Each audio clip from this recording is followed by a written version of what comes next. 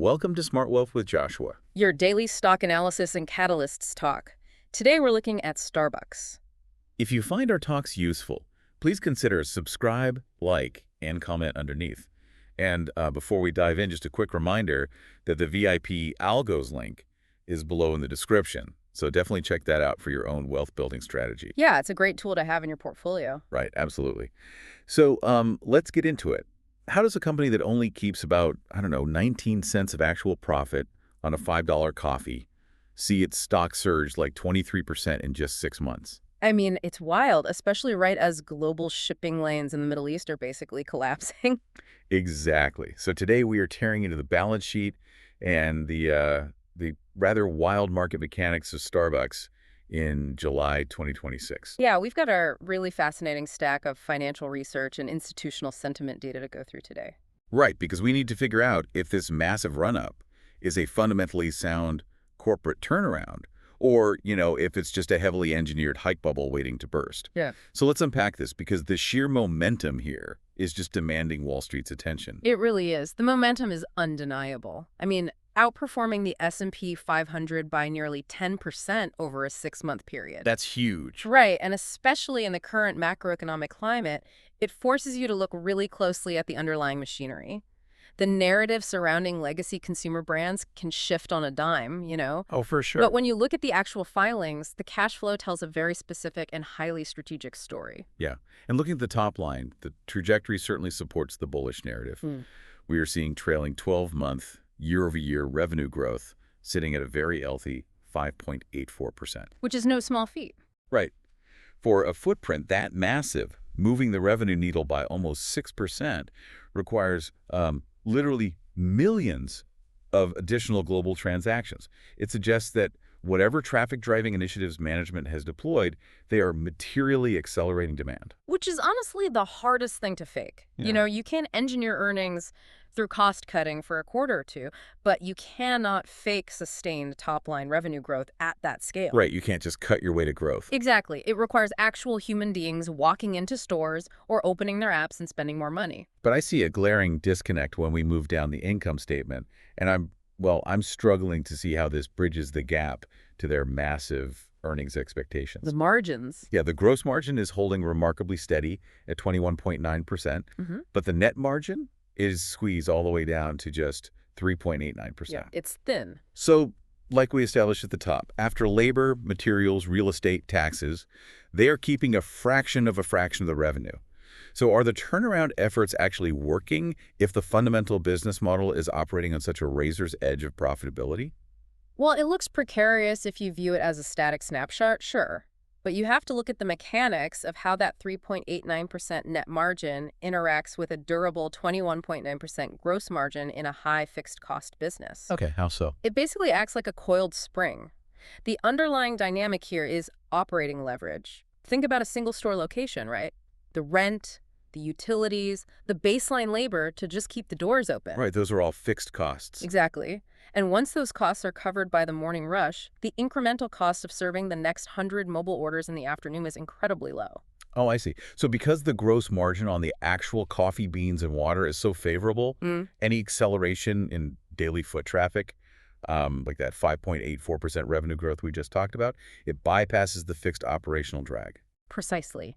And it disproportionately feeds that thin net margin. If they can maintain that revenue acceleration, that 3.89% figure has an enormous mathematical runway to expand rapidly. Wow, okay. And Wall Street is entirely forward-looking. Institutional money is currently pricing in the aggressive expansion of that net margin as the turnaround takes full effect. That makes the operating strategy a lot clearer. But we also have to look at how they manage the cash they do retain because, their capital structure is frankly bizarre. You're looking at the book value. Yeah. The price-to-book ratio is sitting at an astronomical 100.317.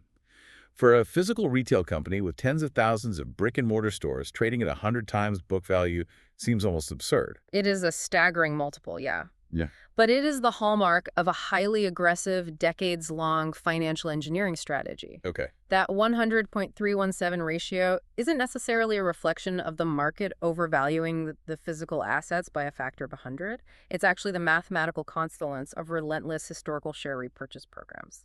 Oh, right. So they've effectively weaponized their own cash flow to retire shares to the point where their on-paper equity is just structurally minimized. Exactly. They operate with almost negative tangible equity by design.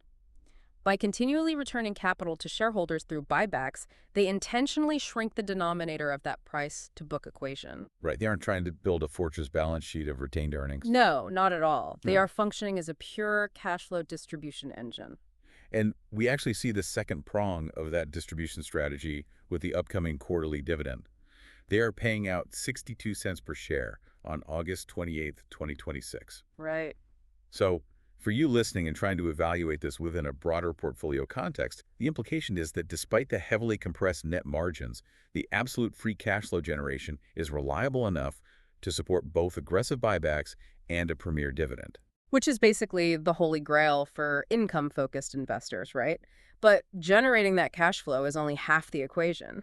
The far more difficult challenge is defending the mechanism that produces it against an increasingly hostile competitive environment. Yeah, let's talk about that because we are looking at a landscape where the barriers to entry for selling coffee are basically zero. Right, there's a coffee shop on every corner. Exactly. And the data highlights just how aggressive the challengers are getting right now. Yeah. I mean, Dunkin's actively partnering with Kylie Jenner to completely revamp their drinks menu and capture that younger, pop culture-driven demographic. It's a very calculated strike at the Gen Z consumer base, prioritizing immediate cultural relevance and aesthetic appeal over legacy brand loyalty. And the threat is even more pronounced internationally.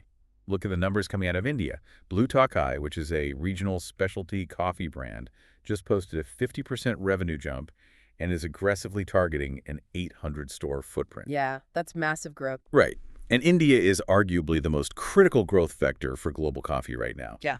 And localized chains are executing massive land grabs. So is a free pastry and a legacy logo really enough of a moat when younger demographics are migrating toward these culturally hyper-relevant or regionally authentic alternatives? Well, if you view the Starbucks Rewards program merely as a digital punch card for a free pastry, then no, it isn't enough. Right. But that misunderstands the financial and psychological mechanics of the app. It isn't just a marketing tool. It functions as a highly sophisticated closed-loop economic system. Okay, you're talking about the deferred revenue sitting in those digital wallets. Exactly.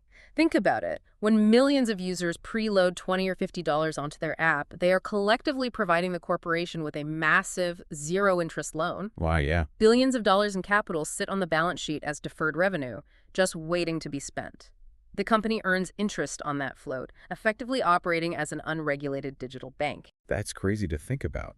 And from the consumer psychology side, it creates a massive sunk cost fallacy. Exactly. Like if you have $30 preloaded in the app and you're accumulating stars toward a specific tier, the mental friction of abandoning that ecosystem to go try the new Kylie Jenner Dunkin' drink is surprisingly high. Right. It creates formidable switching costs in an industry where switching costs shouldn't even exist. You don't pay a penalty to walk across the street to a competitor, but the gamification of the app makes you feel like you are losing earned progress. Yeah, nobody wants to lose their stars. That psychological lock-in is what insulates their 5.84% revenue growth from the aggressive expansions of brands like Blue Tokai. Regional competitors can replicate the coffee, sure, but they cannot easily replicate the inertia of a massive pre-funded digital ecosystem. Which provides the perfect bridge to how the broader market is interpreting all this. Because that loyalty program creates such predictable utility-like cash flow, it entirely changes how institutional money values the stock. So let's dig into the technical setup and the sentiment data. Yeah, the institutional positioning right now is incredibly aggressive, and it revolves tightly around a specific technical threshold. Right, so the stock is trading at $103.87 today. But the critical data point here is that it sits just 4.6% below its 52-week high of $108.88. That 4.6% gap is essentially a battleground zone. How so? Well, when an asset with this much institutional ownership approaches a multi-year or 52-week ceiling, the mechanics of the market kind of just take over. Short sellers who are exposed to theoretical infinite losses if the stock keeps climbing, they are forced to defend that 108 level. And if the upward momentum breaks through that ceiling, it triggers a forced liquidation risk. Exactly. The short sellers have to buy the stock to cover their losing positions, which mechanically drives the price even higher, creating this huge breakout cascade. Which is exactly what the options data suggests the larger players are anticipating. The analysis highlights significant whale activity. Basically, massive institutional-grade options block trades, flowing specifically into the consumer discretionary space, targeting this exact setup. So they're positioning for a violent move upward. Yes, they are. And it isn't just option speculators either. The most fascinating metric in the sentiment data, at least to me, is how institutional real estate capital is behaving. Oh, the triple net leases. Yeah. We're seeing a heavy migration of capital into passive triple net lease properties that feature StockAnalysis as the primary tenant. Right, and this is where you see the ultimate expression of confidence in a corporate balance sheet. In a triple net lease, the tenant absorbs almost all the operational risk of the physical property. The taxes, the insurance, the structural maintenance. So the landlord essentially just collects a frictionless check. Exactly. But the key here is the yield. Institutional investors aren't buying those properties because they love the underlying real estate in some arbitrary strip mall. Yeah. They are buying them because the lease acts as a proxy for a corporate bond. They are underwriting the reliability of StockAnalysis cash flow over a 20-year horizon. The fact that capital is heavily migrating into these specific leases indicates that the smart money views the underlying corporate credit as nearly bulletproof. But I mean, I have to push back on this wall of absolute bullishness for a second because the insider trading data is flashing a notable contradiction. Okay, let's hear it. If the credit is bulletproof, the net margins are coiled to expand, and a massive technical breakout is imminent, why are the people inside the building selling? Over the past 90 days, we've seen 0 insider buys and 5 insider sells, resulting in a net offloading of 7,046 shares. Look, insider selling is always a vital data point to track, absolutely, but you have to weigh the absolute volume against the market capitalization of the company. Okay. A net sale of roughly 7,000 shares across an entire executive suite over a 3-month period is, contextually, it's a rounding error. So you view it more as like scheduled compensation liquidation rather than a lack of internal conviction. Typically, yes. Executives sell stock to cover tax liabilities or to diversify their personal holdings or purchase real estate. Right. If we were seeing massive, uncoordinated dumping of hundreds of thousands of shares by the C-suite right before an earnings sprint, yeah, that would be a structural red flag. That makes sense. But a trickle of 7,000 shares does not counterweight the massive institutional options flow and the bond proxy real estate demand we just discussed. Fair enough. The broader institutional mood clearly remains aggressively bullish, with some valuation models even suggesting the stock is fundamentally 4% undervalued at current levels, anticipating a major earnings surprise. Yeah, they are heavily betting that the upcoming Q3 earnings cycle, which is expected in late July, will finally showcase the margin expansion the market has been waiting for. But that brings us to the bear case and the massive glaring risk hanging over this entire setup. We have to look at the multiple. The PE ratio. Yeah, the price-to-earnings ratio is currently sitting at 78.44. The market is paying over $78 for every single dollar of net profit this company generates. It is a staggering premium, there's no denying that. I mean, I look at a PE of 78, and my immediate thought is that this stock is flying a commercial jet at maximum altitude with no radar. The underlying machinery might be functioning perfectly right now, but the absolute slightest turbulence in consumer spending will cause an immediate stall because there is zero margin for error built into that price. You are describing the mechanics of valuation compression risk, and you're right, it is the single greatest threat to this stock right now. Right. When a company trades at an 80x multiple, it isn't just priced for perfection, it is priced for accelerating perfection. If Q3 earnings show that the 5.8% revenue growth has plateaued, or if that 3.89% net margin fails to meaningfully expand, the market will instantaneously and violently re-rate that multiple. So the multiple contracts and the stock price plummets, even if the actual dollar amount of profit the company makes stays exactly the same. Precisely. The growth narrative is what sustains the 78x multiple. If the narrative cracks, the institutional money that positioned for a breakout will reverse its positioning just as aggressively. And the catalyst for that narrative cracking might not even come from inside the company, which brings us to the geopolitical risks. The macro environment is incredibly volatile right now. Yeah, it is. The data indicates that the U.S.-Iran ceasefire has entirely collapsed, and as a direct result, commercial vessel traffic through the Strait of Hormuz has dropped to a bare minimum. Right. And we have to evaluate macroeconomic exposure impartially here, focusing strictly on the logistical and financial ramifications for global supply chains. Sure. Some of the research attempts to mitigate this risk by pointing out that Starbucks is largely domestic heavy in its ultimate revenue generation, and it flexes significant pricing power. Right. The idea being they're safe. Yeah, the implication is that they are relatively insulated from a direct shipping shock in the Middle East. After all, they don't need the Strait of Hormuz to sell a cold brew in Chicago. Geographically, the point of sale is insulated, sure. But the global economy does not operate in isolated geographic silos. We have to look at the downstream secondary effects. Okay, like what? Well, when commercial traffic through one of the most critical maritime choke points on the planet grinds to a halt, global freight capacities are drastically constrained. Shipping routes are diverted around entire continents, taking weeks longer and burning exponentially more fuel. Which immediately spikes global energy prices, driving up the baseline cost of freight for every physical good on the planet. Exactly. And the inevitable result of spiking energy and freight costs is a resurgence in broad consumer inflation. This is where the domestic insulation argument totally falls apart. Because everything gets more expensive. Yes. It does not matter if Starbucks' own internal supply chain is perfectly optimized. If the average consumer is suddenly paying 20% more at the gas pump and the grocery store because of a geopolitical logistics crisis, discretionary income just evaporates. And when discretionary income evaporates, a $5 premium coffee is the very first line item cut from the household budget. It is the definition of demand elasticity. And remember, the baseline we established earlier, they are operating on a 3.89% net margin. Right. They do not have a massive cushion of profitability to absorb a prolonged drop in consumer foot traffic. If global inflation bites the domestic consumer, that coiled spring of operating leverage we discussed earlier violently unwinds in the opposite direction. Wow.